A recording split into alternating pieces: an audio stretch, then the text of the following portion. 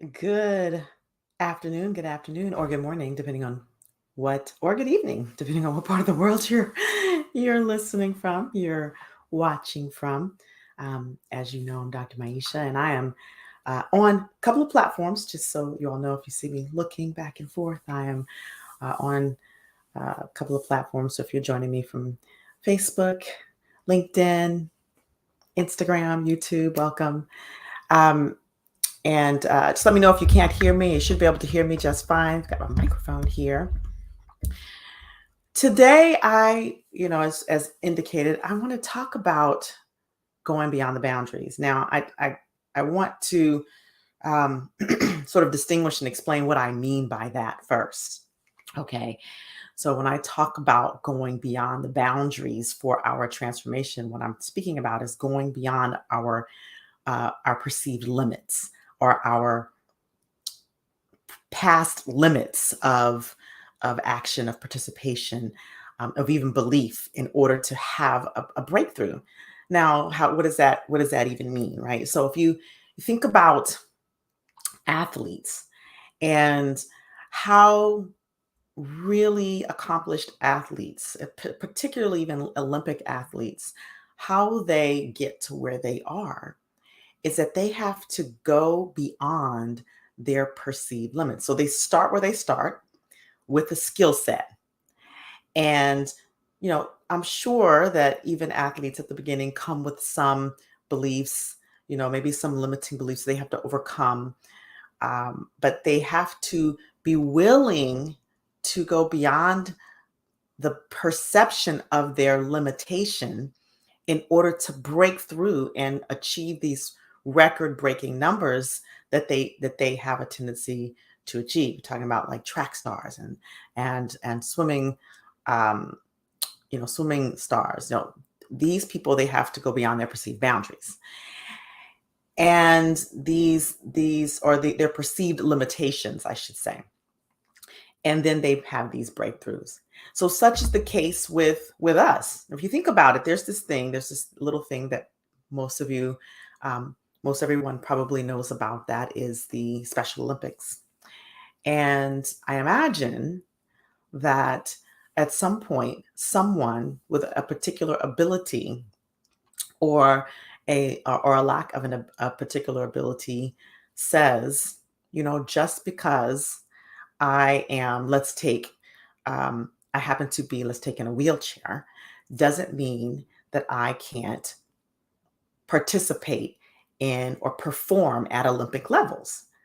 And so, what the world perceived to be a limitation, some person went beyond that.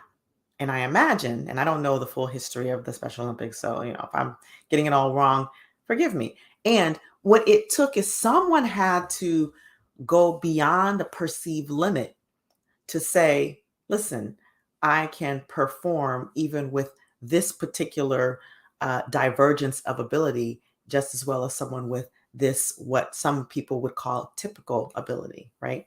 So that's what I'm talking about when I say going beyond the perceived limitations. Now, of course, some might say, well, yeah, there are actual limitations in the world, and I would call those obstacles, right? Because yes, there are things in the world, barriers, obstacles, and how we perceive them and how we perceive our own limitations will determine how we then approach going around or problem solving to move around the barrier or around the obstacle, and to what lengths we'll go to in order to remove that obstacle or navigate through and around that obstacle. So when we're in our lives, day-to-day lives, so I want to bring this really back to excuse me, back to the individual level. And this, listen, this can apply to every level. If you think about the individual level, you think about the group level, you think about organizationally, there are these boundaries. And let me just come back to the individual level for a second. So anytime we're learning something new, anytime we're learning a new skill, a new capacity, expanding ourselves in any kind of way, we are literally forming new neurological connections. We are forming new connections in our nervous system. It's like when a baby learns to take their first steps, they are literally forming new neurological connections. Hey, Malcolm, in their brain. And so, you know, you've probably heard me talk about this unconscious incompetence to conscious incompetence to conscious competence to unconscious incompetence. I mean, unconscious competence. And if you haven't, check out some of my other lives because I talk about it all the time.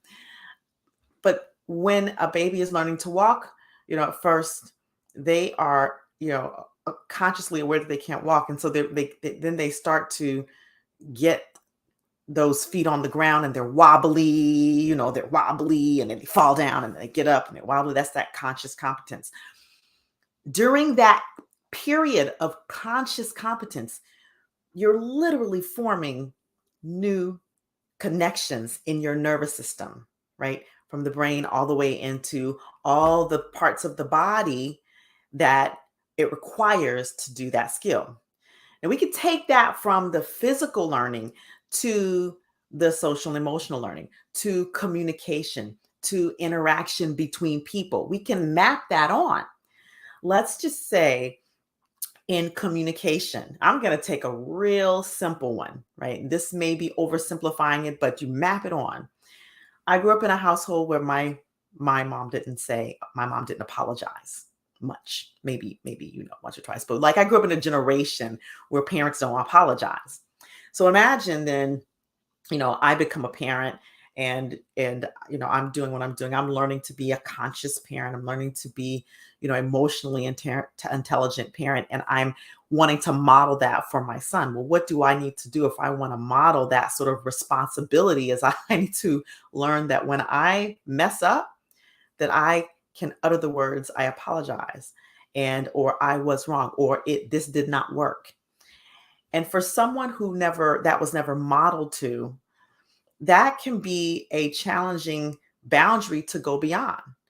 And even though it's not a physical learning, it's a communication and emotional learning, you're still making these new connections, these new neurological, because it's a behavioral learning, and you're still making those neurological connections.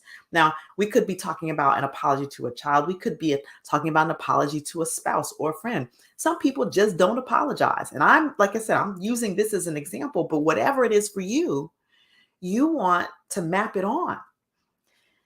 Maybe it's, now I'll tell you, I have clients that I coach, physician clients. And one of the things and especially women physicians, by the way, we're conditioned to just sort of take what we get, right?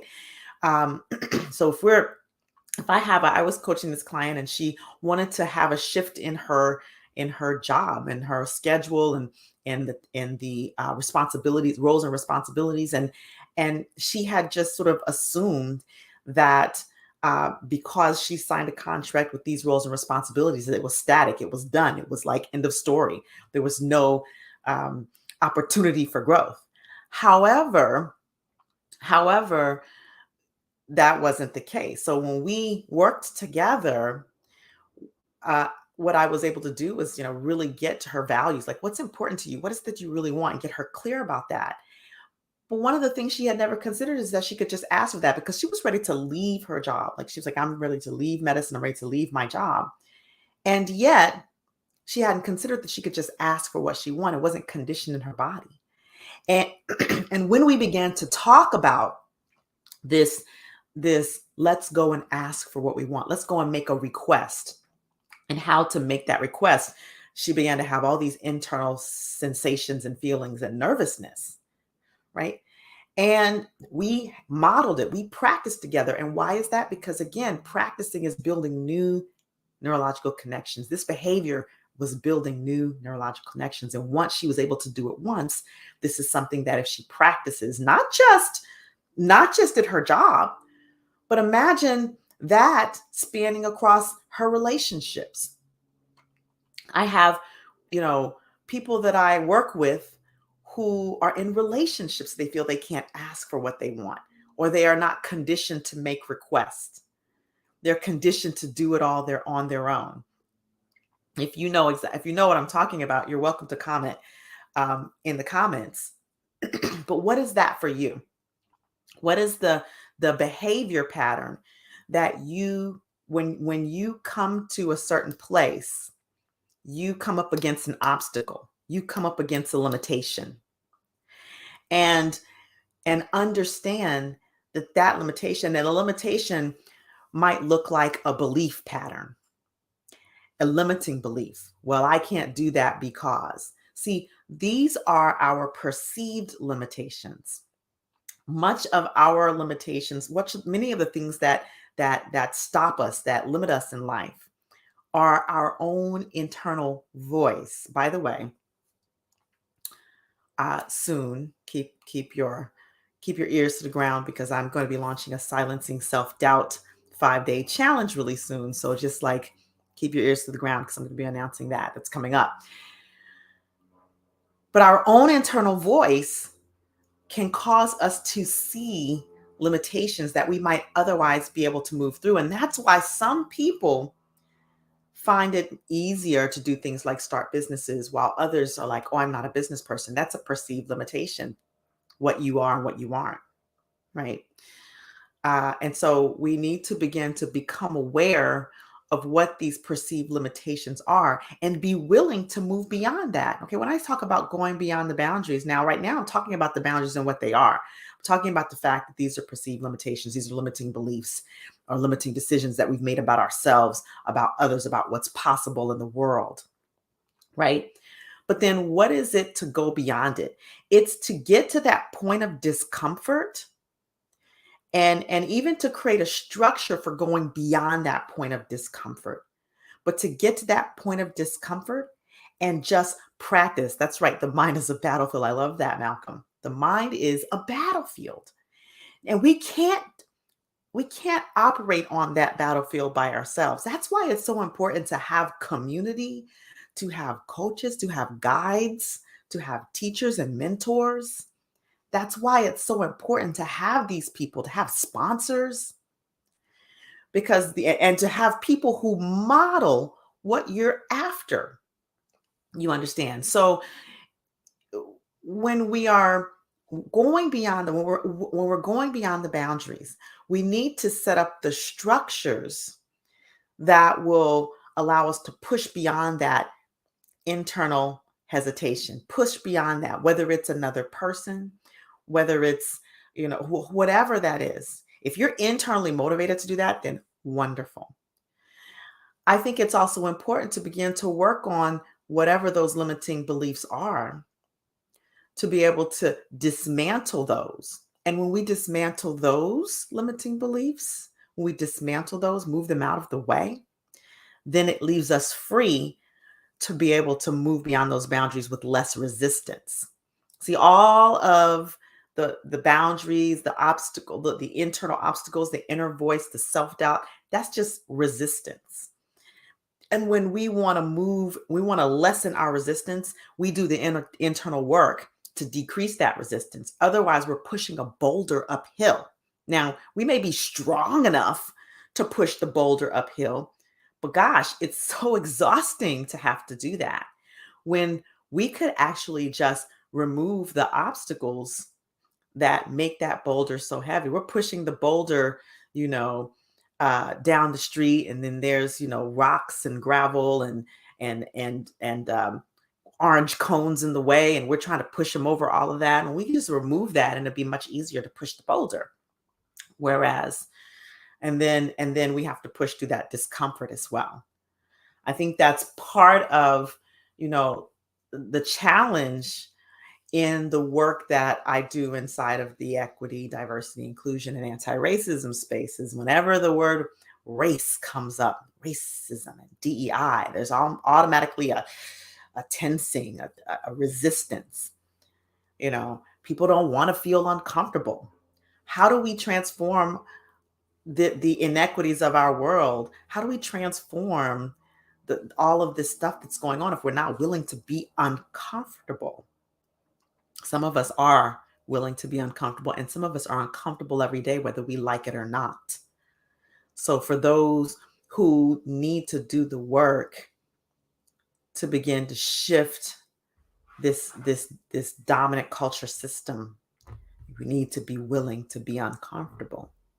And that just goes for anything that we're doing in our lives. If you want a better relationship and you discover a boundary, a limitation that you have, then you need to be willing to go beyond that limitation to be able to have that breakthrough. And maybe the breakthrough doesn't look like what you thought. Everybody thinks breakthroughs have to be so pretty and, kumbaya and I love you. And no, breakthroughs are not always that.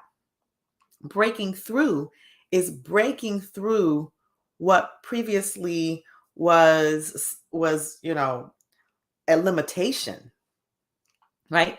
Breaking through may look like being able to have a full expression, but that may not look like beautiful, pretty, and refined.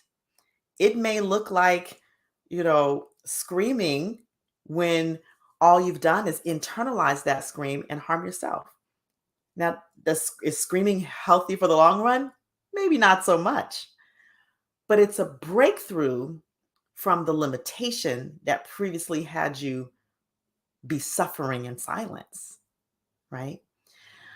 So we have to understand that breakthroughs are not always pretty and breakthroughs are not comfortable. When the runner is trying to beat their own record, they can't run at their comfortable pace to do that. They can't continue to run at their comfortable pace and expect that they're going to break their record. They have to push themselves beyond and experience a little discomfort for a while. And then eventually what happens is that place that used to be uncomfortable becomes a little bit more comfortable. And then guess what? Then there's the next boundary to break. So if you want to really experience transformation and in your relationships, in your career, in your jobs, in your finances, like that's a really big one, right? We need to be able to be uncomfortable and invest in ourselves in a lot of ways to be able to, whether it's opening up investment accounts, whether it's dealing with the money mindset and removing limiting beliefs around that and having someone work with you to do that. If you want to start your own business and you're having limiting beliefs about that, you're being able to be your authentic self. I have a client who one of her big limitations was being able to show up as her authentic self. And as after we worked together, but she was able to show herself. And that gave her so much more confidence to be in the world doing what she truly was born to do, love to do. So I think I've given you a roadmap, right? What you need to understand is that transformation doesn't happen in a comfortable place. Breakthroughs are not comfortable. If you are committed to staying in your comfort zone, there's no problem. Just don't expect a bunch of breakthroughs. They just don't fall in your lap like that. If you're committed to growth and development and of yourself, of others, of your organization, then people going to have to get uncomfortable. That's just a part of the growth process. And having the understanding that the discomfort is not forever. The discomfort is temporary. Now, it's temporary and recurring if you want to continue to grow. But I think the important, quintessential understanding that you need to have is that this growth cycle will always contain discomfort.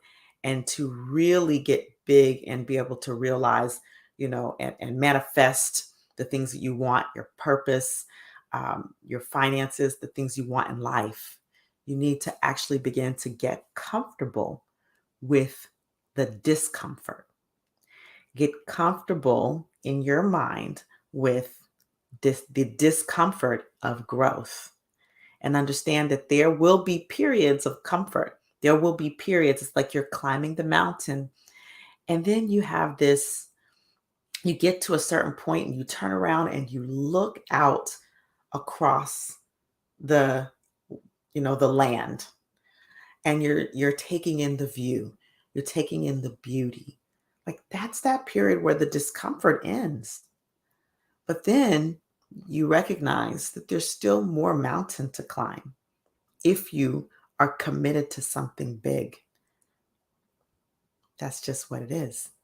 And I know that for the people I'm speaking to who are listening, who continue to listen, you're committed to something bigger than just yourself.